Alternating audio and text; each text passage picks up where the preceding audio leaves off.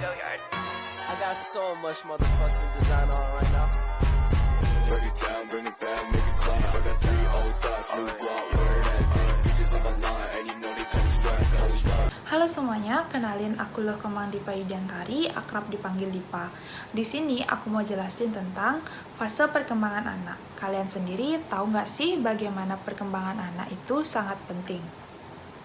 Perkembangan anak merupakan proses yang kompleks dan meliputi berbagai aspek seperti aspek fisik, kognitif, sosial, dan emosional.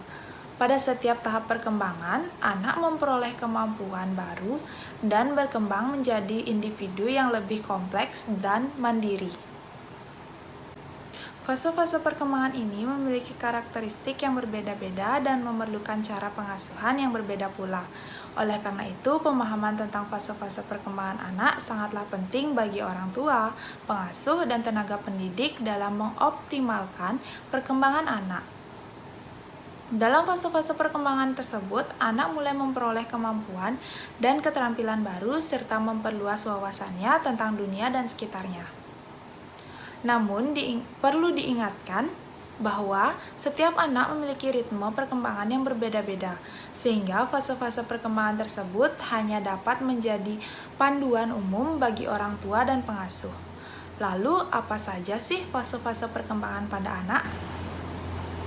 Fase-fase perkembangan pada anak menurut teori perkembangan anak oleh psikolog Jean Piaget.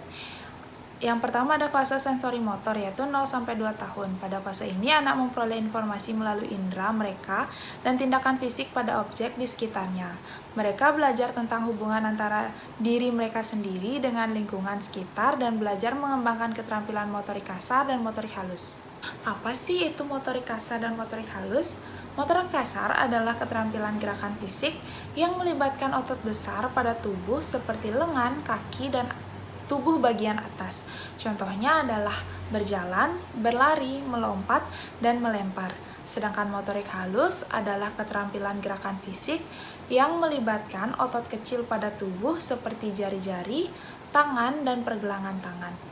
Contohnya adalah menulis, merangkai puzzle, memegang pensil atau alat tulis, dan memegang benda-benda kecil dengan jari. Pengembangan motorik kasar dan halus sangat penting dalam perkembangan anak karena dapat mempengaruhi kemandirian dan keberhasilan anak di sekolah serta kehidupan sehari-hari. Oleh karena itu, orang tua dan pengasuh dapat mengembangkan stimulasi yang sesuai untuk meningkatkan perkembangan motorik kasar dan halus anak melalui berbagai aktivitas seperti bermain di luar ruangan, melakukan olahraga, kegiatan seni dan kreatif, seperti menggambar, mewarnai, dan merangkai puzzle. Selanjutnya ada fase prapemikiran, yaitu umur 2-7 tahun. Pada fase ini, anak-anak mulai memperoleh kemampuan untuk berbicara dan membentuk representasi mental tentang objek dan kejadian. Mereka mulai memahami konsep seperti ruang, waktu, dan kausalitas, dan mulai mengembangkan kemampuan bahasa dan kognitif yang lebih maju. Selanjutnya ada fase operasi konkret, yaitu umur 7-12 tahun. Pada fase ini, anak-anak mulai memahami logika dan mengembangkan kemampuan untuk memproses informasi secara lebih sistematis. Mereka memperoleh kemampuan untuk melakukan operasi mental pada objek dan kejadian di dunia nyata dan mulai memahami konsep matematika yang lebih kompleks. Yang terakhir ada fase operasi formal, yaitu umur 12 tahun ke atas. Pada fase ini, anak-anak mulai memperoleh kemampuan untuk berpikir secara abstrak dan hipotesis.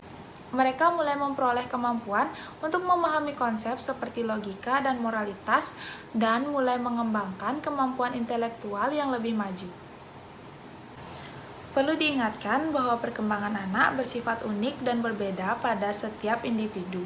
Oleh karena itu, fase-fase perkembangan anak di atas adalah umum dan dapat bervariasi tergantung pada kondisi dan pengalaman anak tersebut. Penting bagi orang tua dan pengasuh untuk memahami fase perkembangan anak dan memberikan stimulasi yang sesuai dan mendukung perkembangan anak. Jadi penting untuk memberikan stimulasi yang sesuai dengan tahapan perkembangan anak untuk membantu anak mencapai potensi terbaiknya. Hal ini dapat dilakukan dengan memberikan pengalaman langsung, stimulasi yang sesuai dengan tahapan perkembangan, dan dukungan yang positif dari orang tua dan lingkungan di sekitarnya. Dengan demikian, kesimpulannya, pemahaman mengenai fase-fase perkembangan anak dapat membantu kita dalam memberikan perhatian dan stimulasi yang tepat untuk membantu anak tumbuh dan berkembang dengan baik. Sekian materi tentang fase perkembangan anak. Sampai jumpa di materi-materi selanjutnya.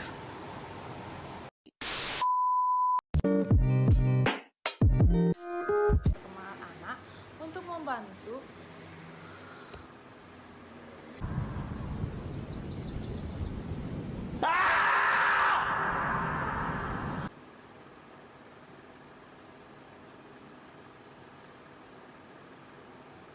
jadi